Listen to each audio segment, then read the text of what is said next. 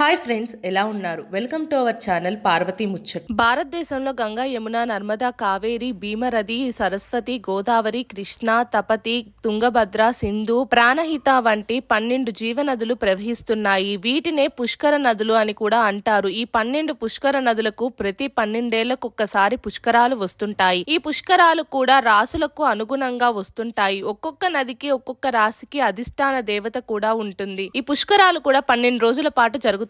పుష్కర సమయంలో నదిలోని సకల దేవతలు కొలువై ఉంటారు. అందుకే పుష్కరాల సమయంలో నదీ స్నానం చేస్తే పాపాలన్నీ తొలగిపోయి పుణ్యం వస్తుందని భారతీయ ప్రజల నమ్మకం. అయితే ఏ నదికి ఏ సమయంలో పుష్కరాలు వస్తాయి అనే విషయం చాలా మందికి తెలిసి ఉండదు. అలాగే మనందరికీ నవగ్రహాల గురించి తెలుసు. అయితే వాటిలోని గురుగ్రహం ఒక్కొక్క సంవత్సరం ఒక్కొక్క రాశిలో ప్రవేశిస్తుంది. అలా 12 సంవత్సరాలు 12 రాసుల్లో తిరుగుతుంది.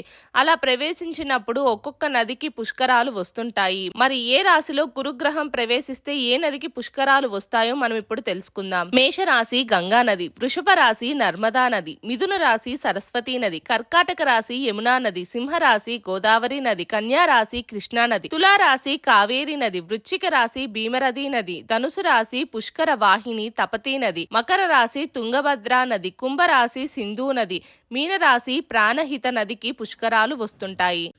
మా వీడియోస్ కనుక మీకు నచ్చినట్టయితే మా ఛానల్ని లైక్ చేయండి, షేర్ చేయండి, అలాగే సబ్స్క్రైబ్ చేసుకోవడం మాత్రం అస్సలు మర్చిపోకండి. మరిన్ని ఇలాంటి వీడియోస్ కోసం మా ఛానల్ని ఫాలో అవ్వండి.